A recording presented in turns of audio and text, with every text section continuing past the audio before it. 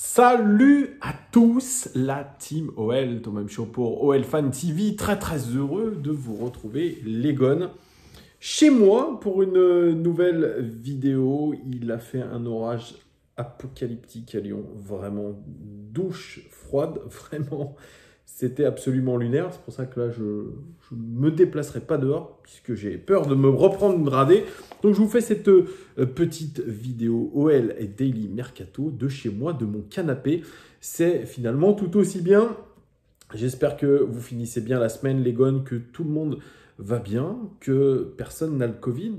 Saint-Étienne vient d'annoncer 5 cas positifs au coronavirus. Oui, communiqué officiel, chez les chiens verts, il y a le coronavirus. Donc, ce qui veut dire que, franchement, on n'est pas à l'abri de cette fameuse deuxième vague. Mais bref, je ne vais pas faire de médecine sur cette chaîne. Je sais que ça va en saouler certains. Mais restons quand même prudents. Voilà, on parle toujours de deuxième vague. Alors, beaucoup disent, ah ben voilà, il ne fallait pas reprendre la Ligue 1. Finalement, on a pris la bonne décision. Bref, nouvelle vidéo OL Daily Mercato, les gones, consacrés à deux rumeurs défensives. David Barbet, qui fait souvent des lives en ce moment parce que c'est le porte-parole du club. Voilà, il est sur les réseaux sociaux, il échange avec beaucoup d'entre vous en tant que supporter. Il évoque toutes les pistes en disant « j'ai mes informations », etc. Mais quand il parle, on sent que c'est la voix de l'Olympique Lyonnais. Et il parlait notamment de un ou deux défenseurs qui n'avaient pas eu leur nom, qui étaient sortis dans les journaux, dans la presse. Pour l'instant, on ne savait pas qui étaient ces deux joueurs-là. Et on apprend récemment, sur Twitter notamment, que les deux pistes explorées par l'Olympique Lyonnais, notamment en défense centrale et sur le côté gauche, eh bien, mènent à deux joueurs allemands. Oui, deux joueurs allemands qui évoluent du côté de Fribourg en Allemagne. Le premier se nomme Robin Koch, c'est le numéro 25 de Fribourg. Il est défenseur central, mais il peut jouer aussi sentinelle. Il a 23 ans, il est plutôt jeune. Il fait 1m92 pour 83 kg et puis il est de nationalité allemande. Il est néo-international allemand, où il a une ou deux sélections, je crois. Cette saison, toute compétition confondue, c'est 36 matchs, 2700 minutes de jeu, 2 buts marqué, 0 passe décisive, 4 cartons jaunes. Quelqu'un qui a une grosse précision dans les passes, mais ça, j'en reparlerai après. 82,5% et puis noté à 6,72 sur 10 sur whoscored.com, ce qui est plutôt pas mal. Au niveau de ses caractéristiques, il est très fort dans les duels aériens. Il est très fort aussi pour contrer le ballon. Concernant ses faiblesses, eh bien, il a des défauts un petit peu de concentration, Robin Koch. Et puis, il n'est pas très bon dans les tacles. Son style de jeu, il aime envoyer de longs ballons. Et il est très bon aussi sur coup de pied arrêté, puisqu'il est assez grand. Et c'est quelqu'un qui ne se jette pas au sol pour tacler. Il est coté sur Transfer Market à 14,5 millions d'euros. Il est en contrat jusqu'en 2021 pour Robin Koch. 97% des 11 de départ. C'est un titulaire incontestable dans son équipe, Robin Koch. Alors, pourquoi l'Olympique Lyonnais s'intéresse à ce joueur-là? Parce que déjà, il a une très grande polyvalence. Il est quelqu'un qui reste vraiment sur sa position, très peu mis hors de position. Il a une capacité aussi de passe assez incroyable. Il a aussi des grosses possibilités de progression. Et puis, il y a un domaine où il excelle tout particulièrement, et ça rappellera un petit peu Marcelo chez nous. Il est très bon dans sa capacité dans les duels aériens. 13e en Bundesliga, Robin Koch en termes de duel aérien gagné, ce qui est plutôt une belle référence. Il lit très bien le jeu et il est rarement, comme je vous ai dit, pris hors de position. Il est aussi très instinctif sur la couverture de son partenaire de la défense centrale. Donc son partenaire, par exemple, Denayer à l'Olympique Lyonnais, peut dézonner. Eh bien lui, il aura toujours cet instinct de protéger la position de Denayer, de le couvrir. Et ça, pour un défenseur, c'est très important. Aussi, ce qui est non négligeable, ce qui manquait beaucoup à Marcelo, ce qui manque aussi à Joachim Andersen, c'est la vitesse. Alors là, la vitesse de pointe, elle est très bonne, elle est plutôt remarquable pour un défenseur central, ce qui lui permet de couvrir beaucoup de grandes distances à Robin Koch. C'est un défenseur qui gagne, comme je vous l'ai dit, beaucoup de duels aériens, mais aussi beaucoup de duels défensifs. Il se jette rarement au sol et il défend intelligemment. Il a toujours cette volonté de récupérer le ballon le plus vite possible avec un pressing très agressif. C'est ce que leur apprend leur entraîneur du côté de Fribourg. Un pressing très agressif sur le porteur de balle. Et ça, on le sait, dans le football actuel, il faut presser agressivement. Vous devez laisser un minimum de temps à l'adversaire pour réagir. Alors son gabarit, je vous l'ai dit, il fait 1m93. Il est assez longiligne et il peut souffrir de temps en temps physiquement face à des attaquants très costauds. Pourtant, c'est un garçon calme avec le ballon, mais de temps à autre, comme tous les jeunes joueurs, il peut souffrir de défauts de concentration. Et bon, voilà, 23 ans, il a encore le temps d'apprendre. Ça peut arriver. Ça est arrivé à Joachim Andersen. C'est un petit peu le problème de ces jeunes défenseurs, c'est que de temps en temps, il y a un défaut de concentration et puis ça peut faire mal. Mais vous me direz, David Luiz, hier, avec Arsenal, a été absolument catastrophique. Et pourtant, c'est un joueur qui a de l'expérience, qui a de la bouteille. Et hier, il a été au niveau de la concentration absolument déplorable. C'est un joueur aussi qui est capable de jouer sentinelle. Je vous l'ai dit en début de vidéo. Sentinelle, oui, mais oui, c'est pas mal. Il est polyvalent, le garçon. Car notamment, il possède une qualité de passe qui est absolument incroyable. Et notamment une qualité de passe longue. À ce propos, c'est l'un des défenseurs centraux en Bundesliga qui fait c'est l'un des seuls qui fait des ouvertures de plus de 42 mètres avec, écoutez-moi, une précision de 89%, ce qui est absolument incroyable. Il fait des passes longues, mais c'est des passes qu'il arrive à varier. Il sait pas toujours les mêmes genres de passes. Il arrive vraiment à varier les hauteurs, à varier les distances. Il est très très fort. Il est capable de jouer latéralement. Il est capable de jouer verticalement aussi avec ses passes longues. Renverser le jeu, c'est quelque chose qu'il fait très régulièrement.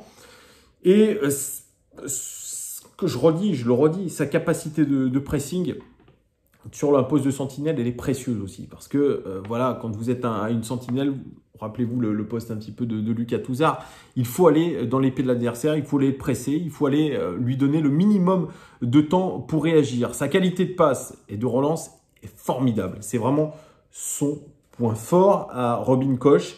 Il a aussi un petit peu ce côté attaquant. Ce qui est intéressant avec lui, c'est qu'il va toujours essayer d'attaquer l'espace libre devant lui pour trouver de meilleures lignes de passe. C'est un joueur qui est doué des deux pieds et qui est très juste techniquement. Et ça, c'est vraiment un point important. Si on veut relancer de derrière, il faudra absolument avoir des joueurs capables de le faire, capable de relancer très proprement. C'est pour ça qu'on avait acheté Joachim Andersen, mais malheureusement, il n'a que trop rarement montré cette qualité, Joachim Andersen, cette qualité de relance, cette qualité de première passe. Il jouait trop latéralement, trop derrière. Bien, Robin Koch, lui, il essaye toujours de trouver des espaces devant lui, trouver le bon angle de passe, prendre le ballon, essayer de monter, balle au pied, jusqu'à qu'un adversaire, eh bien, le prenne au pressing, finalement, fixer son adversaire direct et puis ensuite décaler un partenaire. C'est ce qu'il sait faire de mieux. Alors, bien sûr, Robin Koch, il est plus habitué à jouer avec une ligne de défense assez haute et dominatrice. D'ailleurs, sa zone de prédilection, elle est juste derrière le rond central. C'est pour vous dire, il est très très haut.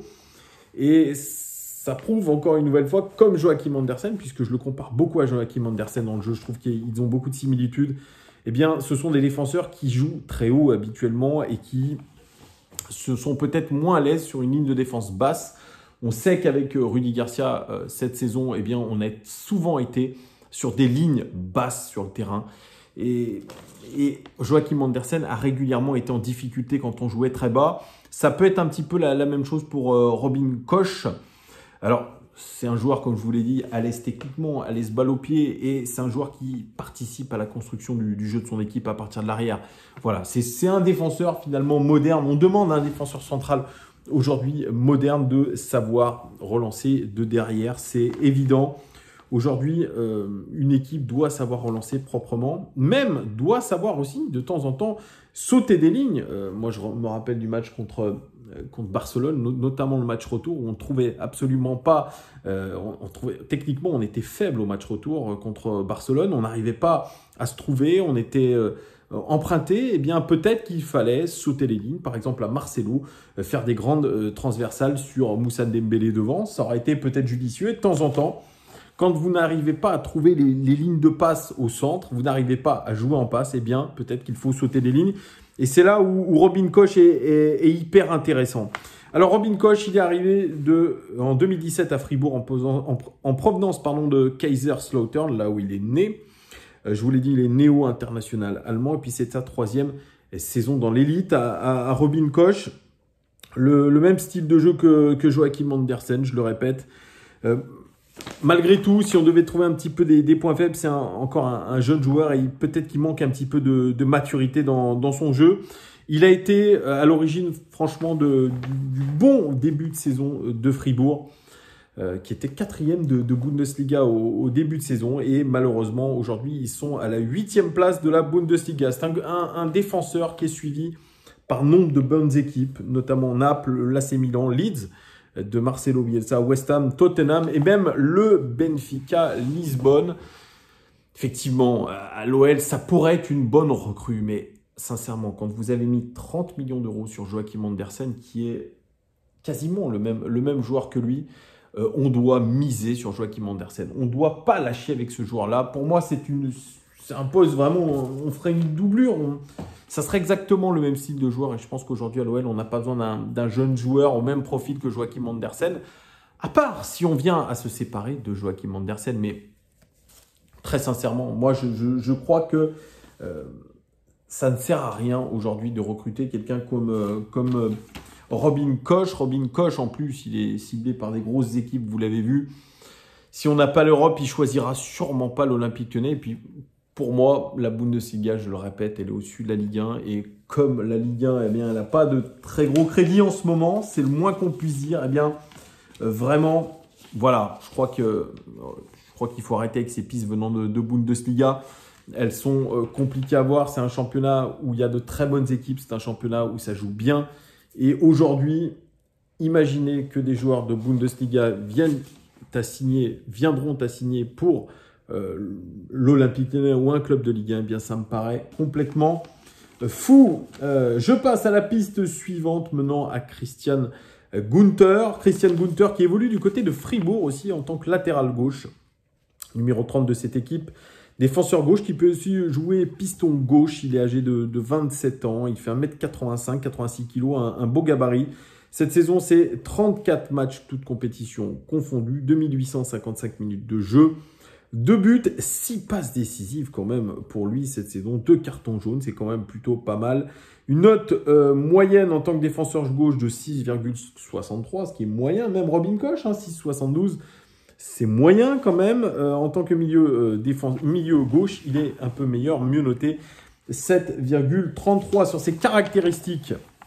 Il est très bon dans les centres, très fort dans les passes en profondeur, très fort dans les passes clés. Il est bon aussi sur les coups de pied arrêtés. Il aime bien les tirer, les coups de pied arrêtés. Par contre, il est beaucoup moins bon sur les duels aériens. Sa qualité de passe, elle n'est pas extraordinaire. 72% de passes réussies en moyenne, ce qui est moyen. Pas très bon sur la contribution défensive. C'est un peu dommage ça pour un latéral gauche. Et puis, il n'est pas très bon dans les tacles. C'est quelqu'un qui adore centrer. Quelqu'un qui joue souvent des ballons dans les airs. Il aime dribbler, il aime tirer de loin. Et c'est quelqu'un qui ne se jette pas souvent au sol pour tacler. Il est coté à 9,5 millions d'euros sur Transfer Market. Son contrat court jusqu'en 2022, les Gones. Donc, vous voyez, c'est un joueur aujourd'hui qui est une valeur sûre de cette équipe de Fribourg. 100% des 11 de départ pour lui. C'est quelqu'un qui est indiscutable dans cette équipe de Fribourg. C'est un joueur expérimenté quand même. Alors, je ne sais pas s'il est international allemand. Oui, si, il a été sélectionné en équipe d'Allemagne. Voilà, c'est un joueur intéressant. Mais si vous allez sur le site understat.com, bien, moi j'ai fait les pieuvres avec Marsal, en comparant Marsal et lui. Effectivement, il est meilleur que Marsal dans tous les domaines. Christian Günther, c'est pour vous dire la faiblesse cette saison de Fernando Marsal. Qu'est-ce que je pense d'un joueur comme lui? Moi, ce que je vois, c'est que c'est un formidable joueur offensif. Par contre, défensivement, bien, il n'est pas très bon. Voilà. Donc, c'est plutôt un milieu gauche qu'un défenseur gauche. C'est pour ça que j'aimais des réserves. J'aimais aussi des réserves sur le fait, comme je l'ai dit auparavant avec Robin Koch, qu'un joueur de Bundesliga ne signera pas, je pense, en en Ligue 1. C'est pour moi inconcevable. C'est quelqu'un qui, s'il doit signer, d'ailleurs, il ira peut-être dans un autre club allemand ou peut-être qu'il ira dans un autre championnat, mais en tout cas, pas en Ligue 1. C'est mon avis. Je pense que ce n'est pas non plus une bonne piste. Voilà, Christian Günther, il a de l'expérience, certes, mais pour moi, voilà, c'est peut-être meilleur que Marsal.